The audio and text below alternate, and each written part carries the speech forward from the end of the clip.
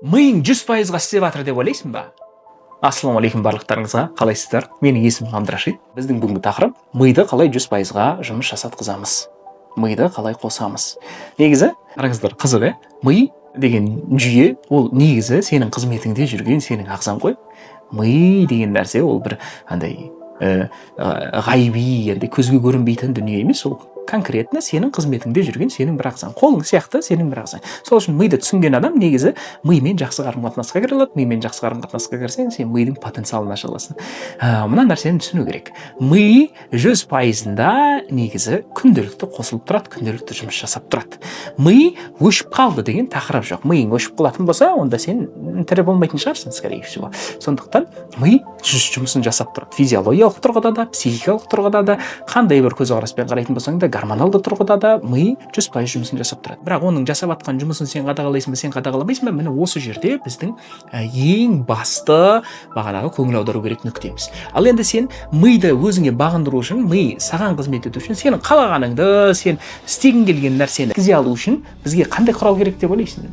Ол зейін деп аталады, внимание деп аталады. Міне мынау. Сен өзіңнің вниманиеңді, өзіңнің фокусыңды өзің ұстап тұра алатындай жүйеге, сондай бір мәселеге, сондай бір халге жеткен кезде ми саған бағына бастайды. Өйткені мидың басқарылу жүйесі, мидың жұмыс жасау жүйесі сенің зейініңнен басталады. Зейінді бір есік ретінде қолдансақ болады, есік ретінде түсінсек болады. Зейін деген ол сенің бүкіл энергияңның, миыңның потенциалының, барлық біліміңнің шығатын есігі. Егер сенің зейінің шашырап кеткен болатын болса, онда сен миды басқармақ түгіл, сен өз қол-аяғыңды басқармай қаласың. Ең бірінші зейінді ұрлайтын нәрсе ол сенің бітпей қалған, аяқталмай қалған істерің.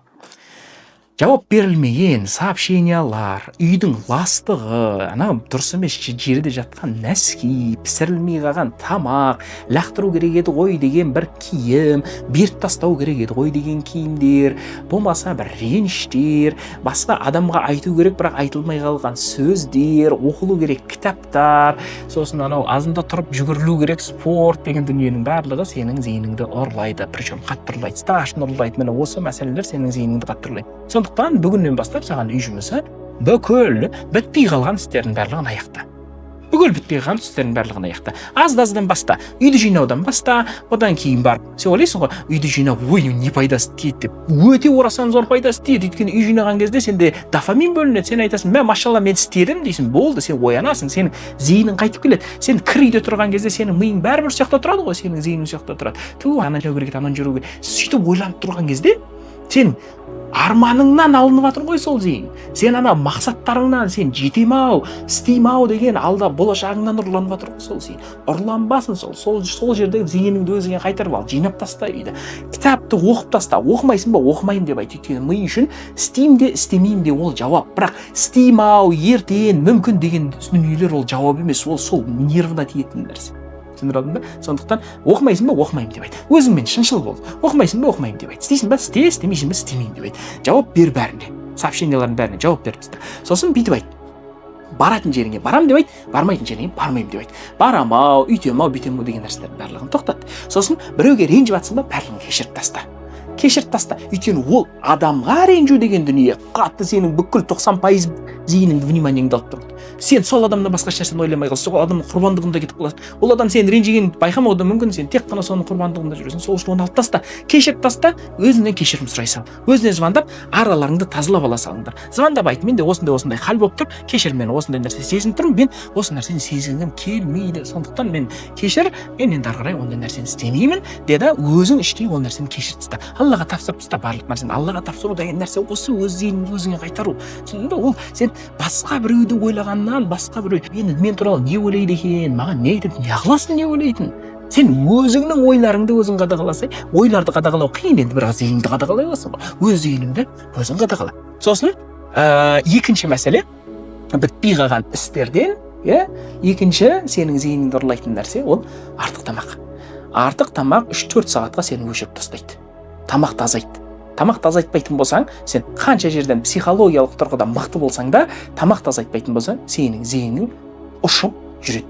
Тамақ қанбаған ұйқы, сосын бағанағыдай спортсыз өмір, әрекетсіз өмір, үйде отыра беру, бұл нәрселер қатты ұрлайды сенің зейініңді. Ұйқыңды қандыр, режиміңді турала, тамағыңды азайт, өзің басқар, өз нәпсіңмен, өз ағзаңмен өзің басқар, өз-өзіңді өзің тұрғыз. Сол нәрселерді өміріңнен алып тастап азайтқан кезде сен энергияның енді қалай миыңа шапқылағанын өзің байқамай қаласың. А ол энергия келген кезде әрине міндетті түрде сен оны уже өзіңе пайдаға тигізетін нәрселерге жұмсайсың. Енді санаңа байланысты пайдаға тиетін нәрсеге жұмсауың. Сондықтан ол міндетті түрде керек дүние, ол физикалық жүйеңді реттеу. Үшінші мәселе, зейінді ұрлайтын нәрсе ол өтірік. Алламен өтірігің, істеймін деп істемеуің, бағанағы істей алмай жатырмын, бара алмай жатырмын, бастай алмай жатырмын, аяқтай алмай жатырмын деген өтіріктердің барлығы. Бастағым келмей жатыр. Істей алмай жатырмын емес, істемей жатырмын деген нәрсе. Істемей жатырмын, я Рабби, мен қазір істеймін, көмектесші маған, жеңілдетші деген нәрсе. Сенің зейініңді қайтарады, сен рахаттанасың. Екінші мәселеде ол өз-өзіңмен өтірік. Ертең жетте тұрып жүгірем, айтпа ондай нәрсені. Жетте тұрдың ба, сол кезде, пожалуйста, айт. Қазір тұрдым, енді мен жүгіріп кетейін.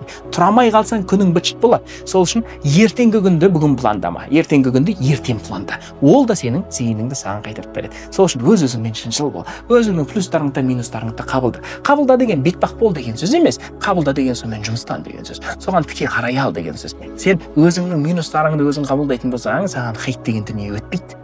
Өйткені сен өзің біліп тұрасың өзіңнің минустарыңды. Өзіңнің минусын қабылдай алған адам ол өзінің плюсын да қабылдай алады. Өзінің минусын қабылдай алмаған адам ол сәйкесінше плюстарын да қабылдамайды. Сондықтан сен өтірікті азайт. Өзіңмен өтірікті азайт. Қара, бұл жерде мынандай да хикмет бар. Адам өз-өзіне өтірік айтқан кезде оның тілінің, сөзінің салмағы жеңілдейді. Сөзінің салмағы жеңілдеген кезде сен сөзің өтпейтін болады.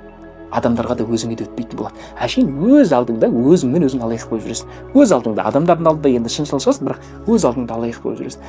Істеу керек еді, үйту керек еді, бүйту керек еді деген нәрсе содан басталады. Істей алмай жүрмін, бастай алмай жүрмін, тұра алмай жүрмін деген дүниенің барлығы осыдан басталады. Сондықтан өз алдыңдағы өтірікті азайт. Үшінші мәселеде адамдардың алдындағы өтірікті азайту керек. Адамдардың алдындағы өтірік енді ол уже хай класс, енді ол жерде оны мен емес, саған 5 жасыңнан бастап ата-анаңды айтып келіп жатқан шығар ол нәрсе. Ешкімге өтірік айтуға болмайды деген нәрсе. Алламен, өзіңмен және қоғаммен шыншыл бол. Міне, осы мәселе сенің зейініңді қайтарып береді. Келесі мәселеде сенің зейініңді ұрлайтын дүние, міне осымен тәмамдаймыз. Сенің зейініңді ұрлайтын дүние ол болашақ пен өткен шақ. Болашақ пен өткен шақта көп шолып жүру. Негізі рухани тұрғыда қарайтын болсаң да, адамның бойындағы үрей, қорқыныш, тревога деген нәрсенің барлығы болмаған нәрсеге қатты фокус қоюдан болады. Болашаққа фокус қоюдан болады. Аллах субхана тағала бізге айтады ғой, сенен ертеңгі күннің ғибадатын сұрамағандай, сен де менен ертеңгі күннің ризығын сұрама дейді. Бүгінгі күнде бар нәрсеңе көңіл бөл, бүгінгі күнде бар нәрсеңді байқа, соған шүкір ет, сол кезде зейінің осы жерде болады.